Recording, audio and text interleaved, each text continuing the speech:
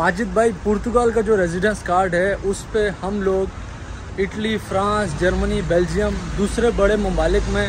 जो कि Shenzhen zone का हिस्सा है वहाँ पे काम कर सकते हैं लीगल वे में और टैक्स पुर्तगाल में दे सकते हैं। तो एक भाई ने इसी तरह का जो है सवाल किया है यूट्यूब वीडियो पे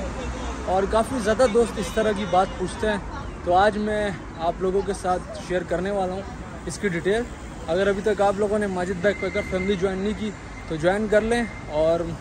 बेल के आइकन को प्रेस कर दीजिएगा ताकि आने वाले डेली ब्लॉग इन्फॉर्मेटिव वीडियो आप लोगों को सबसे पहले मिलती रहे।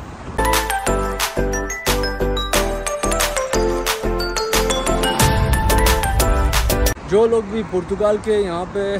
टाइम गुजार रहे हैं, पुर्तगाल में रह रहे हैं और पुर्तगाल का जो है टेम्परेरी रेजिडेंस कार्ड जो कि 2 साल का है वो हासिल करना चाह रहे हैं और हासिल कर रहे हैं, तो अगर उनको कार्ड मिल जाता है, काफ़ी ज़्यादा दोस्तों की ख्वाहिश होती है कि वो ज़्यादा पैसे कमाएं और दूसरे ममालिक में जाके काम करें। शुरू में पुर्तगाल में कम पैसे कमाना, धक्के खाना, किसी किसी की लक होती है, अच्छा निज़ाम चल रहा होता है, कोई बेचारा 500-600 में भी किसी देसी भाई के पास काम कर रहा होता है। तो फिर जो लोग दूसरे ममालिक से पैसे दे के,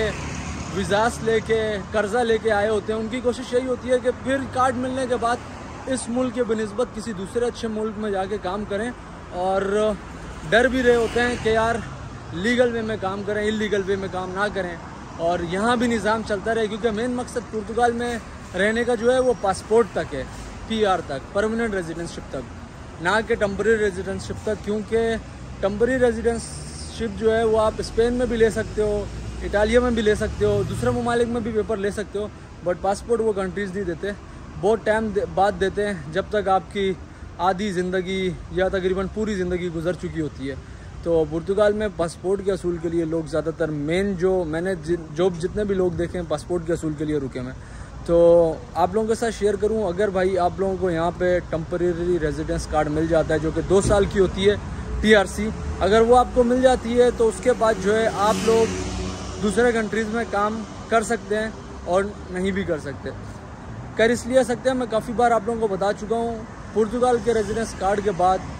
कुछ ऐसी कंपनीज़ हैं जो कि यहाँ के कॉन्ट्रैक्ट पे आप लोगों को दूसरे ममालिक में भेजती हैं, अच्छे बड़े कंट्रीज़ में, जिनके अंदर Denmark, Switzerland, Luxembourg, Belgium, Holland, बड़े बड़े ममालिक हैं। वहाँ पे आप लोगों को भेजती हैं काम करने के लिए, कॉन्ट्रैक्ट लगता है आपका पुर्तगाल में। असल में कुछ लोग बोल रहे होंगे कंपनियाँ इतनी रहमदिल कैसे हो गई, TRC पे आप लोगों को दूसरे कंट्री भेज रही हैं। तो हमारा एक दोस्त गया था आज से तकरीबन 4 महीने पहले एक वुड कंस्ट्रक्शन कंपनी में, ये लकड़ी के जो दरवाजे बनते हैं बड़े बड़े घरों में और फर्नीचर जो बनता है, इस कंपनी में गया था हॉलैंड में।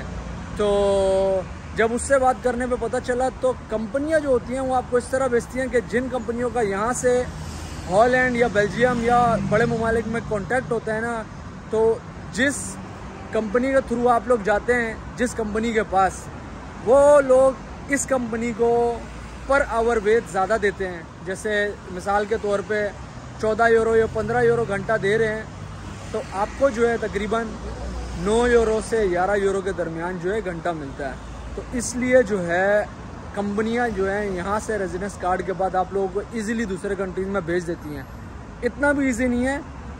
उतना ही थोड़ा बहुत आप लोगों को स्ट्रगल करनी पड़ेगी जितनी आप पुर्तगाल में आने के बाद डॉक्यूमेंट लॉक कराने के बाद काम तलाश करने में करते हैं। ऐसे ही आप लोगों ने काम तलाश करना है। डिफरेंट कंपनीज़ हैं यहाँ पे और इन फ्यूचर अगर कभी खुद ट्राई किया तो आप लोगों के साथ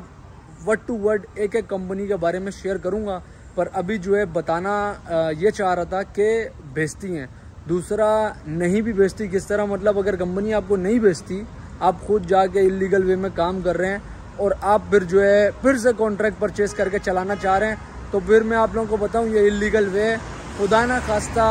हो सकता है आपका 2 साल का TRC आपके पास आ गया है, आपका 3 साल जो TRC कार्ड है वो आपका रिन्यू ना हो, 2 साल का जो रिन्यू होता है 3 साल का मिलता है वो ना हो। तो इसीलिए अगर आपको यहाँ का रेजिडेंस कार्ड मिल गया है तो आप लोग कोशिश करें कि आप लोगों ने सिर्फ और सिर्फ कंपनी तलाश करनी है जो कंपनी आपको बाहर भेजे। तकरीबन 75% वो कंपनीज होती हैं जो आपको कंस्ट्रक्शन के काम में भेजती हैं, बाकी होटल इंडस्ट्री में भी काम है। अभी कुछ अर्से पहले ग्रीस के एयरपोर्ट पे जो है फूड पैकिंग, जो जहाज़ में आपको खाना मिलता है खाने के लिए, जैसे हमारे पाकिस्तान में फ्लैट किचन बोलते हैं, उसी तरह यहाँ पे भी फ्लैट किचन जो ग्रीस का है उसकी वैकेंसीज थी। यहाँ से लड़के गए हैं, ओवर टाइम के बाद 2200 यूरो लड़के कमा रहे हैं। उसमें एक जानने वाला दोस्त भी किया हुआ है। तो देखने वालों को कॉन्सेप्ट क्लियर हो गया होगा, आप दूसरे कंट्रीज़ में, बड़े कंट्रीज़ में कैसे जाके काम कर सकते हैं। कॉन्ट्रैक्ट भी आपका यहाँ पे लगता है, टैक्स भी यहाँ पे जाता है, कार्ड भी आपका रिन्यू हो जाता है और इसी तरह आपको पासपोर्ट भी मिल सकता है। तो होपफुली आप लोगों को वीडियो पसंद आई होगी और मिलेंगे इंशाल्लाह नेक्स्ट वीडियो में नई इन्फॉर्मेशन के साथ। टेक केयर दोस्तों, अल्लाह हाफिज़।